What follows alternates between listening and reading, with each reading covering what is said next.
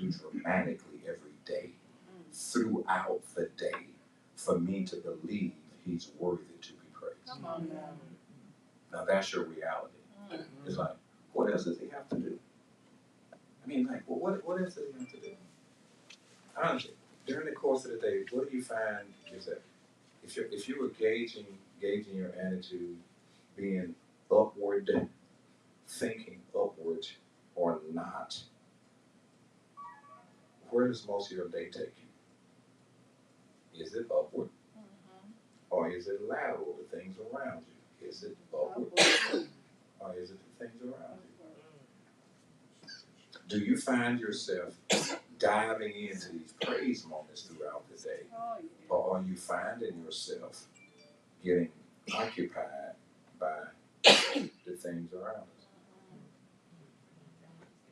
Or is there something that happens that gets you caught up, that starts to consume more of your time than it should? Because that's what this is all about. It says, what is it that's got your attention? What is it that's got your attention? Does he have your undivided attention? So in Isaiah 61 verse 3, and then this is one where he focuses on that when you find yourself shrinking, he gives you reason to stand up. That's in Isaiah 61 verse 3. To console those who mourn in Zion, to give them beauty for ashes, the oil of joy for mourning, the garment of praise for the spirit of heaviness, that they may be called trees of righteousness, the planting of the Lord, that he may be glorified. Now I want you to walk through this. So go through this one verse at a time.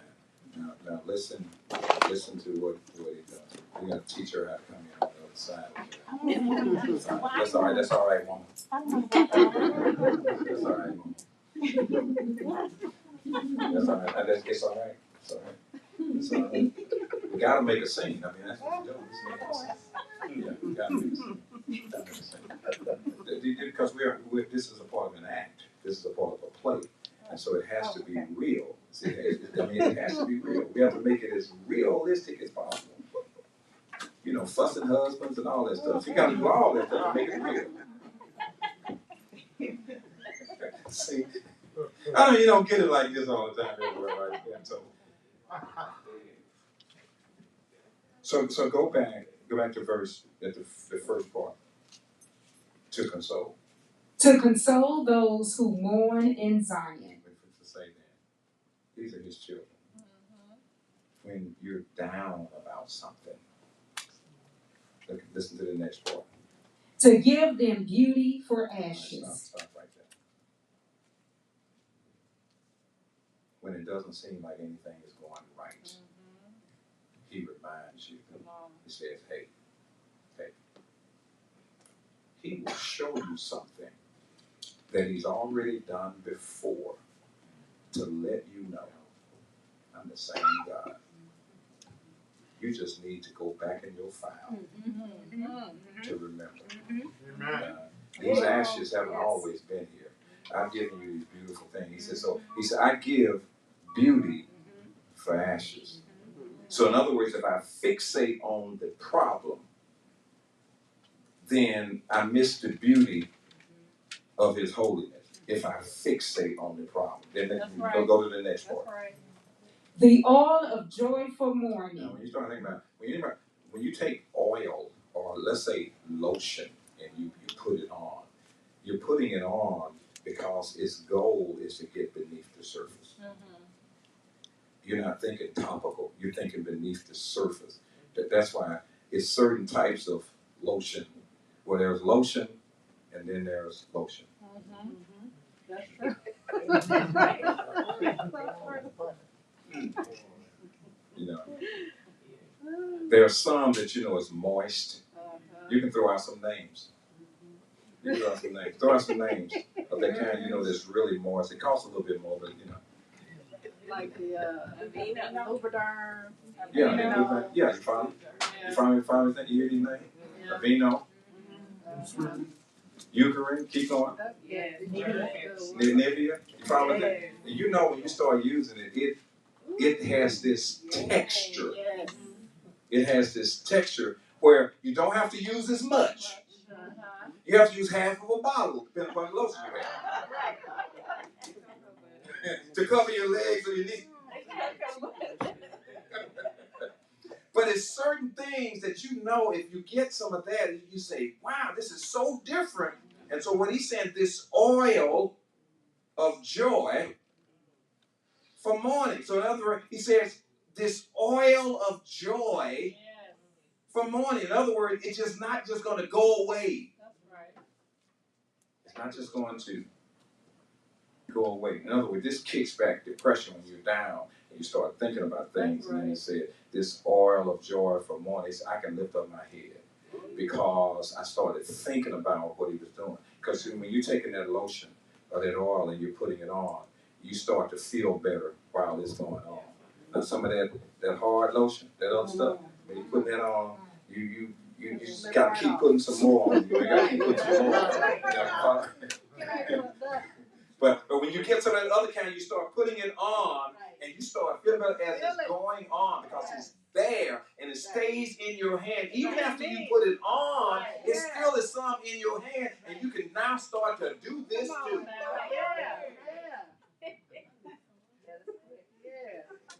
See? Then you rub some on your neighbor. Yeah, you sure can. You see? You know, the woman at the well said, I want some of that water. I know some of y'all just said, I want some of that lotion. I ain't never used none of that lotion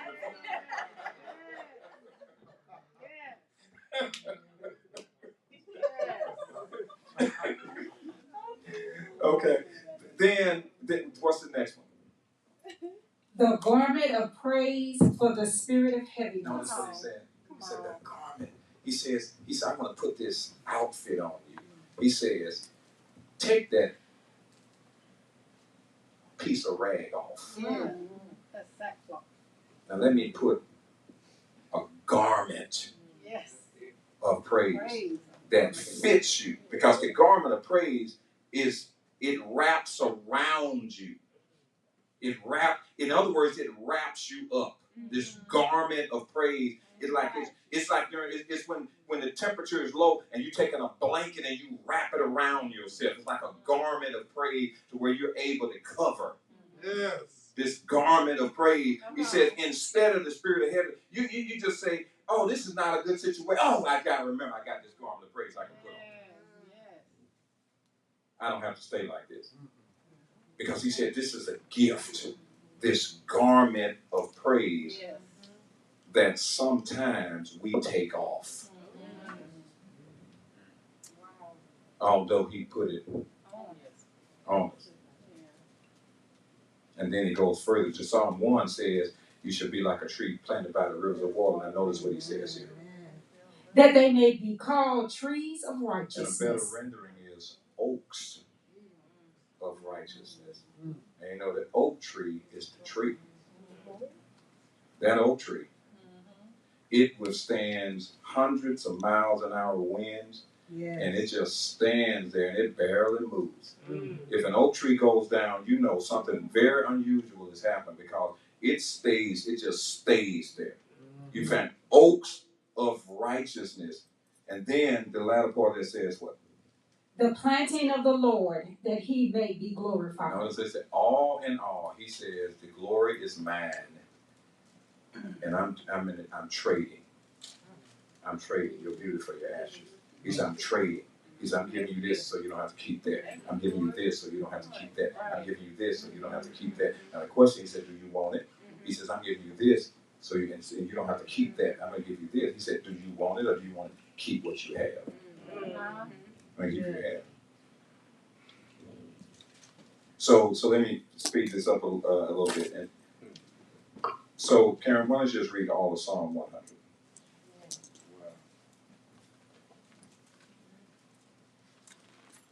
Because not only does it deal with depression, removes it, lifts you up, cause your head to go, then it brings even more joy. Make a joyful sound to the Lord, all you lands. Serve the Lord with gladness. Come before his presence with singing. Know that the Lord, he is good.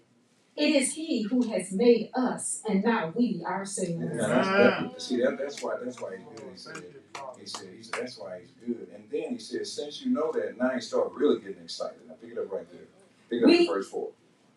Okay. Enter into his gates with thanksgiving and into his courts with praise.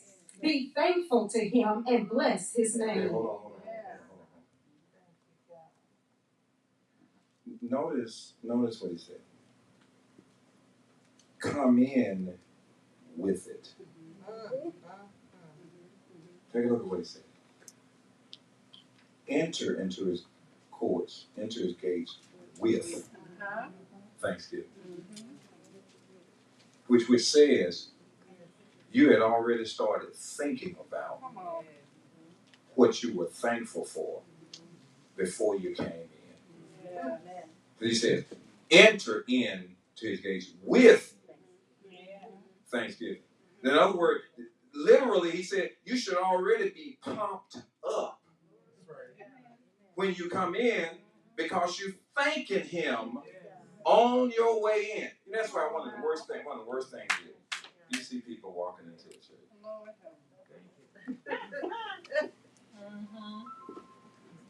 Stop walking in. Just walking on in. Just in. How you doing, fat or bitter?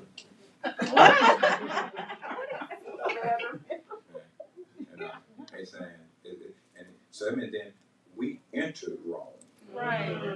And he said, therefore, you've missed something already. You came in wrong. Then he said, and into his courts with praise. So in other words, you came in thanking him, and the more you were thinking about what you were thanking him for, then it exploded into massive praise. Because think about it, when you're dealing with thanking him, you're conscious, you're thinking about it. So then it says, and into his courts with praise, because it's like, wow! Now all of a sudden, if it was more than one person thinking and thanking him, and then the closer they got to somebody else, then the praise breaks out. So the next thing you know, everything just starts to happen until you hear this sound in the house. Did you know? And that sound is not gossip. Did you know that sound is not murmuring? Did you know that sound is not complaining? So that's why when you see people say, "Ooh, she is hot in there," no, it's that other sound. It's that other sound. You find me? It's that other sound. So then, so think about that. If somebody who does not know him, one of Brother Roland's favorite term, you know them folk out there in the world. If somebody don't know him, show up in the house.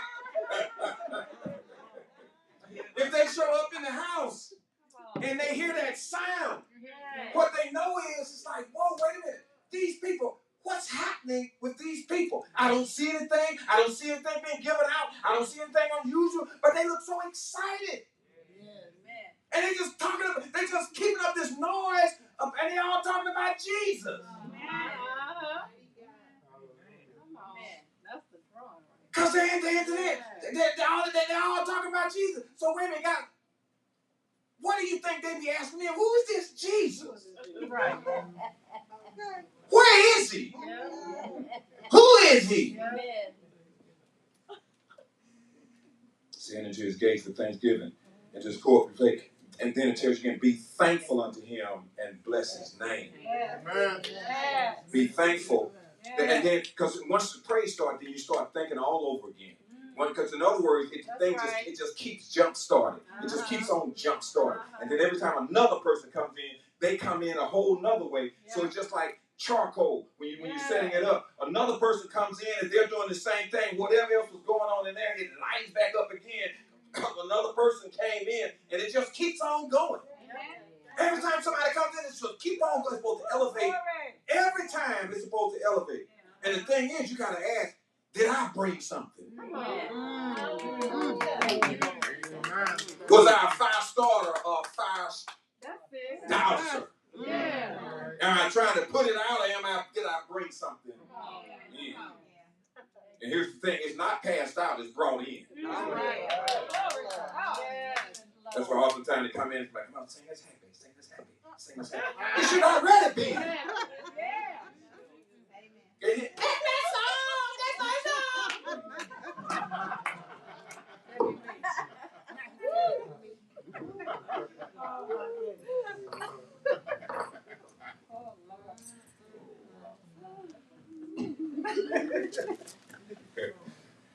See, he says, and then in Psalm 16:11 said, in his presence there's fullness of joy. And then not only is there fullness of joy, but he said there's these other things, and then his right hand of pleasures forevermore. In other words, the right hand is his hand of authority. So he says, in his presence, then he says, when you know that you're there, you don't want to leave. Amen. Yes. You don't want to leave. It's almost like saying, do we have to go? Versus, it's time to go. You know, folks come in, hey, that's long enough now. It's time for us to go.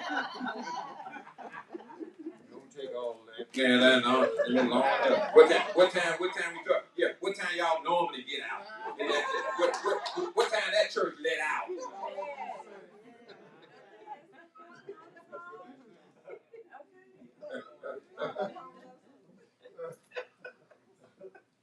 And so he says, you brought it. You brought it. And so when you don't bring it, you're dishonoring him. Yes. When you don't bring it. And you're ungrateful. Because you're unwilling to thank him. Thank you, yes, sir. Yes, sir. Thank you, God. Now that's the amazing thing. We come in down about something, which means we have been focusing on the wrong thing all along. And then the reality is you coming into his house. Now, ain't that something? You coming into his house that's already designated, and you coming in with something other than. Now, ain't that deep?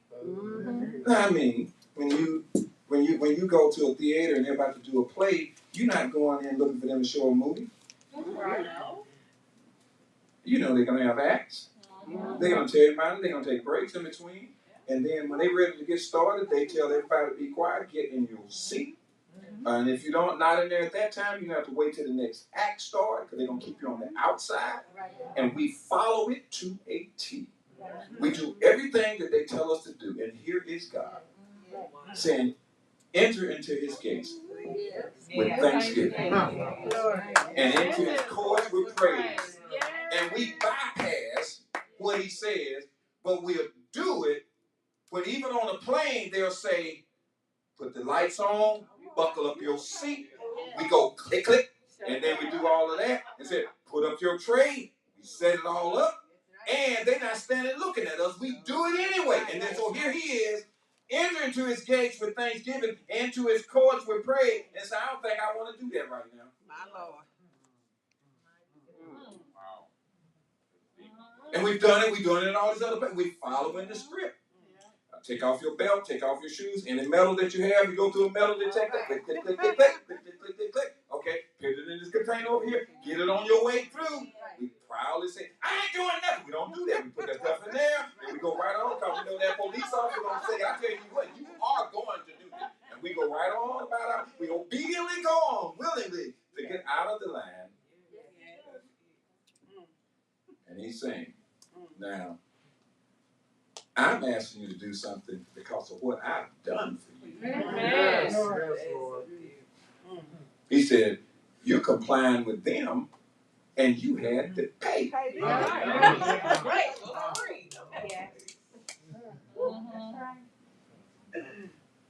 You paid for them to make you sit down. You paid for them to give you a seat they wanted you to have. You paid for them to.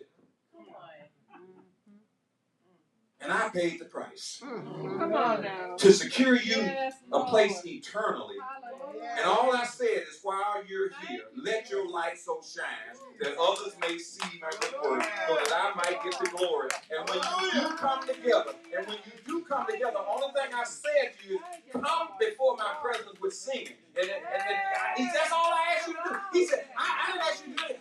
In other words, I said, I want you to present yourself as a living sacrifice. All I'm asking you to do is to come on in the house and tell me thank you. Hallelujah. Thank you, Lord. Hallelujah. Hallelujah. Thank you. Amen. Thank you, Lord. Oh. And that's the reason I said, we only got ourselves to blame. That's right. We only got ourselves to blame. That's right. And that's why when he said in Luke chapter 19, if these people hold their peace, he said the rocks are going to praise, because he's saying, what he's saying to us is, I am going to be praised. He said, I am going to be. Now you'll miss out. He said, but I am going to be praised. Now there is a rock replacement for you that's waiting in line. That every time you don't, another rock somewhere is saying, I got this, God. It's talking rocks out there. Yeah, you don't get to hear them, but he does. You don't get to hear. Every time his children come in the house and don't pray, a rock out there says, I got my turn now. I got another chance. Because they didn't do it. Now I got another chance. You don't get to hear him talk, but he gets to hear him praise him. Because he said, if they don't, they will. So therefore, they are. When there's low-level praise in the house, the rocks are. Jesus. Sometimes it's that rock you kicked on your way out. It was praising in your place. You kicked it on down the road and said, thank you. Thank you.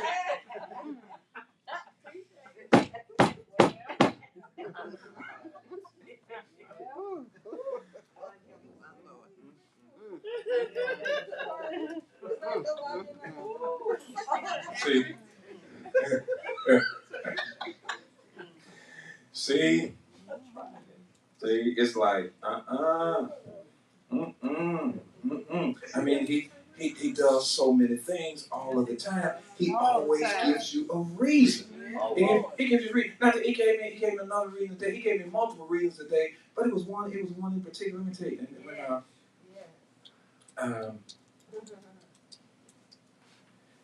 It's a gentleman who celebrated his anniversary yesterday, and he's from the islands. And so he sent me this note to say, hey, big bro, I celebrated this. I said, send me your dinner bill. He said, no, that's a send it. So he sent it, and I sent it to him. Now, this was yesterday. So then I had this item that I was taking to a store that I didn't buy from the store. Where's golf club? Anyway, I didn't buy it from the store. Okay, let me just kind of tell you. I didn't buy this golf club from this store, but I took it to a store to say, let's see what they do.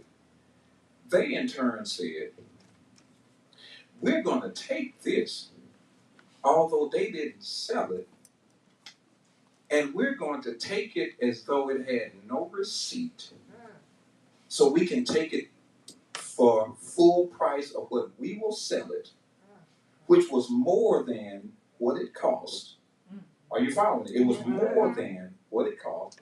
But they said, we don't want to discount anything. We want to take it like it just didn't have a receipt, so we can stock it and sell it, but we want to give you the money, which exceeded what I gave the person for their dinner. So he quickly turned it around and brought it back to say, I'm going to exceed what you gave because you gave. I'm going to do this, and they do not do this at this place. In fact, they'll do it the opposite. But he came to me and said, this is what we're going to do. He said, you know what? He said, we're not going to trade anything. Tear this up. He said, this is what we're going to do for you. Amen. Glory to the Lord. And then I got something that I really needed, not wanted, that I needed, and still have half left of what they gave me. All right. Amen. Amen.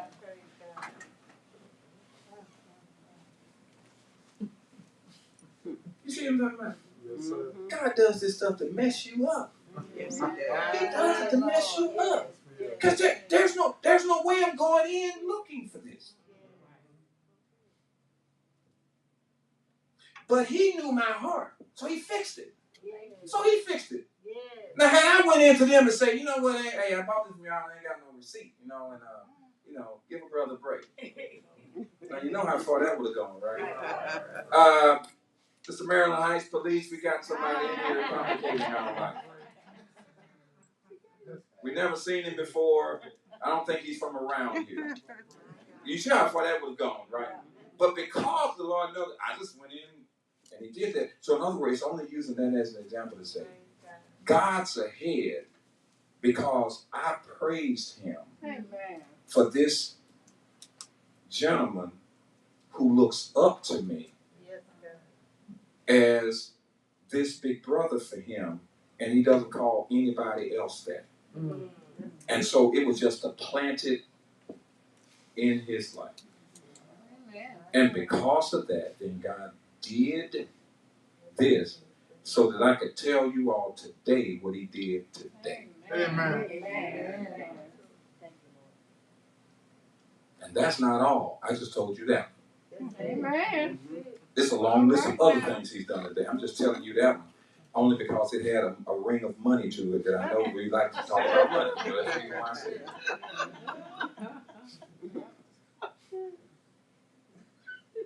I just told you about that one. So now, we have to ask, is this a good moment right now that you ought to give him some praise? Yes.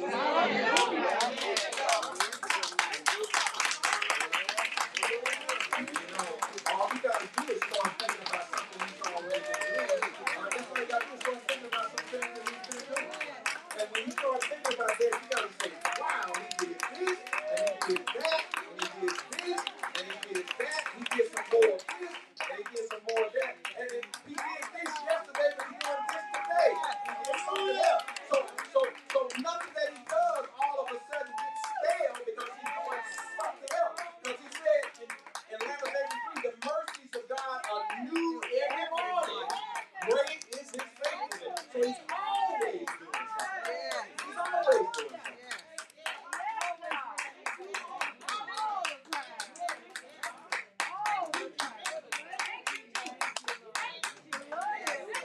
And see, God's got a case of the can't help it because he's good. Psalm 34 says, oh, taste and see that he's good. He can't help it. He can't help it.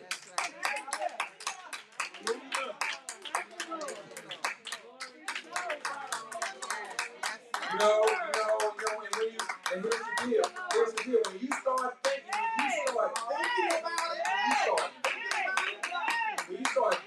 about what he's done, every time you get excited all over again. Every time you start thinking about it, you get excited all over again. All over again.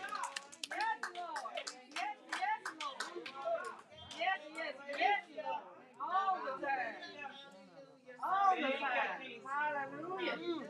Because it just keeps on. Yes. And it just keeps on. Yes. He Yes. Yes. Thank you, God. Yes, Lord. Thank you, and when you Jesus. say why praise him, Come on now. how can you not? How can you not? praise him? Yes, Lord. So we ought to be doing every time we come together and every time somebody listens in. We should be trying to tell it as fast as we can and can't wait for them to tell you something. See, all you got to do is start telling something that God done. Somebody else just tags on to tell something else. Before you know it, you start hearing these great things that God's been doing. And a lot of the things you start to hear are things you've been waiting on him to do for you, and you start hearing, oh, he's still doing that. Yeah. You say, oh, he's still doing that. He's still doing that. He's still doing everything that needs to happen in your life. God is still doing it. Because he's doing it in somebody else's life. It just hadn't caught up to you yet. Yes, Lord. Yes, Lord. Hallelujah. My Lord. Thank you, God. I praise you, Lord. Thank you. Hallelujah. Thank you, God. Yeah. Glorious Father. Yeah. Thank you, Lord. Glorious Thank you, Father. God. Thank you, Lord. Thank you. No, I just thought about something else. Just tell you the last thing. My pastor's headed somewhere. He's in Nashville now, and so he told me last week he's going to be going. And I said, if you need for me to come there, then why don't you just let me know the day ahead of time? I'm going to hit the road and come. Don't matter what it is, you have to tell me. And then the Spirit of God dealt with me and say, you know what? Rather than you spending to go, give it all to him so it won't cost him anything to go. My Lord. So I called and said, you know I'll do anything for you, but I need to do this so you don't have to pay anything for going yourself. My Lord. Now, you said, what does that have to do with anything? It's not about me. It's not about me. It is giving honor to whom honor is due. It would have been great for me to be physically where he is, but it's even better that he don't have to pay. Yeah. Because he knows he can always reach it. He knows he can always reach it.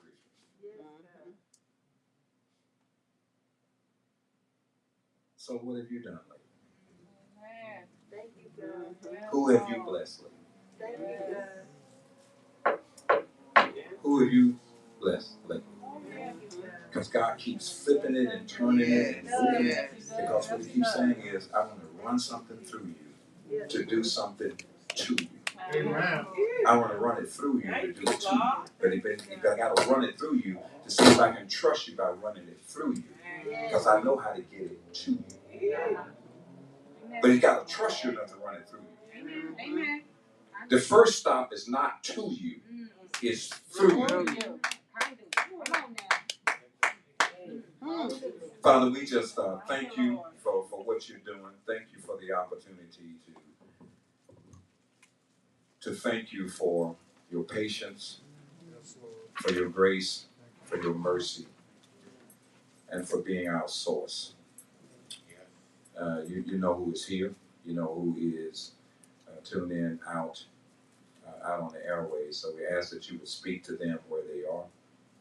Any blind spots that they have, you would open their eyes, that they'll be able to see your signature on everything that has happened in their life.